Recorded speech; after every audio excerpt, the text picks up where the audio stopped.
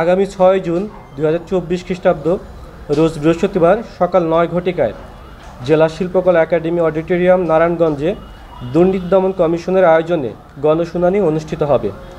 উক্ত গণশুনানি অনুষ্ঠানে দুর্নীতি দমন কমিশনের মাননীয় কমিশনার তদন্ত জনাব মোহাম্মদ জহুরুল হক প্রধান অতিথি হিসেবে উপস্থিত থাকার সদয় সম্মতি জ্ঞাপন করেছেন।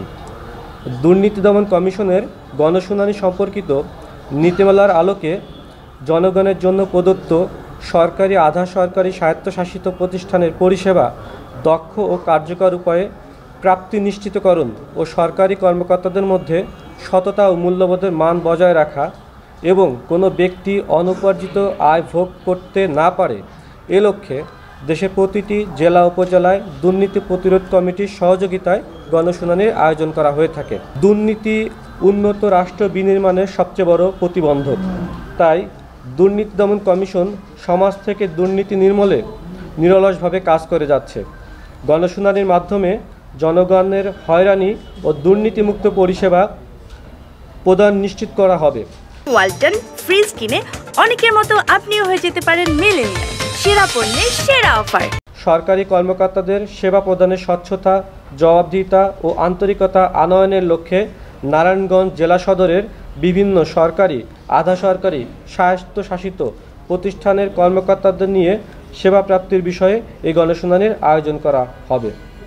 গণশুনানির সিস্টেমটা হচ্ছে নারায়ণগঞ্জে যেটা হবে, নারায়ণগঞ্জ জেলায় যে কোনো সরকারি, বেসরকারি কিংবা আধা সরকারি যেখানে জনগণ বিভিন্ন সেবার জন্য যায় এবং যারা বিভিন্ন সময় হয়তো ভোগান্তির শিকার হয় কিংবা সেবাটা সিটিজেন চার্টার অনুযায়ী সঠিকভাবে পায় না, তারা আমাদের কাছে লিখিতভাবে অভিযোগ করতে পারে। হ্যাঁ, অভিযোগটা আমরা এই যে প্রচারণা চালাচ্ছি, আপনারা এটা পেয়ে গেছেন গণশুনানির যে একটা লিফলেট, এখানে দেখবেন যে আমরা কোন কোন বিষয়ে গণশুনানিতে অভিযোগ নিয়ে থাকি। হ্যাঁ, আমরা গণশুনানিতে অভিযোগ নিয়ে থাকি মূলত দুদকের যে বিষয়গুলা, ঘুষ, ক্ষমতার অপব্যবহার, সরকারি সম্পদ ও অর্থ আত্মসাৎ, অবৈধ সম্পদ অর্জন, অর্থ পাচার, এইগুলা সহ নাগরিক হয়রানি সংক্রান্ত যে কোনো বিষয় আমরা গণশুনানিতে নিয়ে থাকি। উদাহরণ হিসেবে বলা যায়, যে কোনো সরকারি দপ্তর আপনি গেলেন, যে দেখা যাচ্ছে যে তাকে আপনারা যে সরকারি সেবার জন্যে কিছু এক্সট্রা মানি, অনেকে অনেক কিছু বলে, স্পিড মানি বলে, কেউ ঘুষ বলে, কেউ বকশিস বলে, কিংবা কেউ বলে খুশি করে দেন, এই ধরনের যে বিষয়গুলো আছে, তাদের কাজটা অনেক দিন ধরে পেন্ডিং থাকে।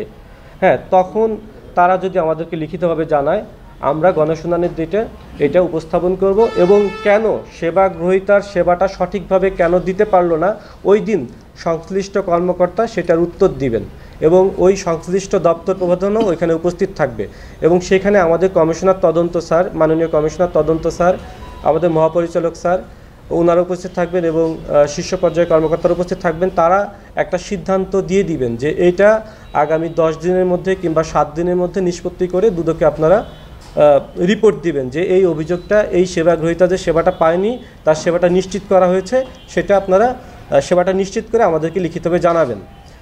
এইটা আবার তারা সেবাটা নিশ্চিত করলো কিনা আমরা এটা ফলো আপ করব। একজন অভিযোগকারী যখন আমাদের কাছে অভিযোগ দিবে, সেটা যখন গণশুনানিতে আমরা উপস্থাপন করব, সে সেবাটা পেলো কিনা সঠিকভাবে, এটা আমরা পরবর্তীতে ফলো আপ করব। এটা হচ্ছে গণশুনানির কমন কনসেপ্ট। আর গণশুনানির দিনে যেটা হবে, ফরম্যাটটা থাকবে এরকম যে প্রধান মঞ্চে কমিশনার স্যারের সাথে অন্যান্য আমাদের ঊর্ধ্বতন কর্মকর্তারা থাকবেন, ডান পাশে থাকবেন সেবা গ্রহীতা যারা বিভিন্ন সময়ে হয়রানির শিকার হয়েছেন, আর বাম পাশে থাকবে হচ্ছে আপনার সেবাদাতা প্রতিষ্ঠান, মানে বিভিন্ন দপ্তর প্রধানগুলো। আমরা এই জিনিসটা প্রচারণা শুরু করছি গত 20 তারিখ থেকে। হ্যাঁ, আপনারা যে আপনাদের প্রেস বিজ্ঞপ্তি দেখবেন, 20 তারিখ থেকে শুরু করছি। আমরা এখন অভিযোগ সংগ্রহ করতেছি। এইটা দেখবেন, এর উল্টা পাশে একটা অভিযোগ ফর্ম দেওয়া আছে। হ্যাঁ, এইখানে আমাদেরকে যারা লিখিতভাবে জানাচ্ছে, এইটা আবার আমরা একটা তালিকা তৈরি করতেছি। তালিকাটা ওই দিন যেদিন গণশুনানি হবে ওই দিন কমিশনের সামনে আমরা স্যারদের সামনে উপস্থাপন করব। উপস্থাপন করার পরে ওই ব্যক্তির নাম থাকবে এবং সেবাদাতা প্রতিষ্ঠানের নাম থাকবে। আমরা ওই সেবাদাতাকে নাম অ্যানাউন্স করব, তারা এসে আসন গ্রহণ করবে, আর ওই সেবা গ্রহীতা যে সেও আসবে। তখন সেবা গ্রহীতা তার অভিযোগটা ওইখানে আবার বলবে যে স্যার আমি অমুক অফিসে গেছিলাম, আমার কাছে এত টাকা চাইছে, আমার কাজটা করে দিচ্ছে না, কিংবা আমি অমুক জায়গায় গেছিলাম, আমার এইভাবে আমাকে হয়রানির শিকার হতে হয়েছে, ওইটার আবার তখন জবাব দেবে এই অফিস প্রধানগুলো। হচ্ছে অবৈধ সম্পদ। হ্যাঁ, অবৈধ সম্পদের বিষয়টা আসলে দুদক থেকে যেটা করে, অনুসন্ধান করে তারপরে ব্যবস্থা নেয়। এটা একটু সময় সাপেক্ষ ব্যাপার, কারণ একজন ব্যক্তি সারা জীবনে কী অর্জন করছে এটা বেশ সময় লাগে। এই বিষয়গুলো সাধারণত আমরা অনুসন্ধানে নিয়ে থাকি। কোনো ব্যক্তি যদি এমন হয় যে গুরুত্বপূর্ণ একটা অভিযোগ আমাদেরকে দিয়েছে, কিন্তু তিনি নাম প্রকাশ করছে না, হ্যাঁ, সেই ক্ষেত্রে নাম প্রকাশে অনিচ্ছুক দিলেও হবে।